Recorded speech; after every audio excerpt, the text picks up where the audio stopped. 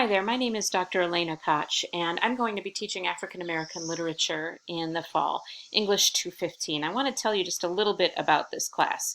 It's one of my favorite classes to teach. The class will explore literature by Black American writers who had a number of goals. They wanted to protest the injustices of racism and white supremacy.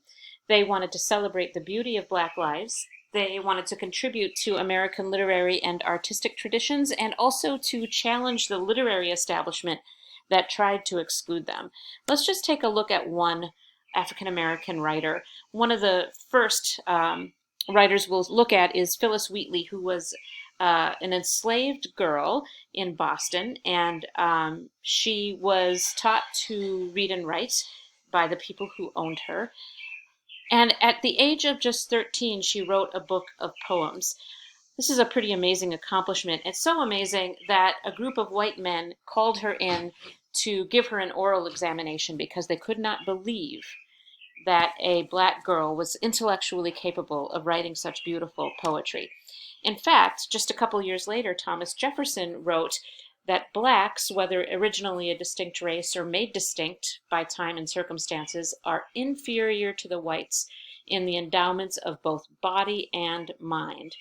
This belief that white people held of the intellectual inferiority of Black people meant that it was really hard for a long time for Black writers to be taken seriously. This brings us to the idea of the literary canon, which is this collection of works and their authors who are widely considered to be excellent. The American authors that would be taught in an English class, for example, the ones who get published, the ones whose books libraries buy. Let's take a look at a website that claims to tell us the best 10 works by American authors. Here we see who these authors are. In this case, a white man, another white man, another white man, a white woman, a white man, same white man, a white woman, a Black man, a white man, and another white man.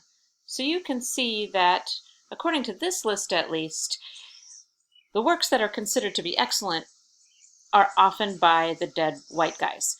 This course seeks to open up that idea of who is excellent, who we should be reading, which voices have shaped our literature and our culture. We're going to be reading quite a number of authors here.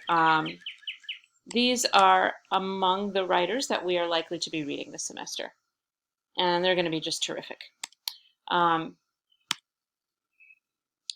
some of the themes that we'll be looking at include protest, celebration, and correcting the record.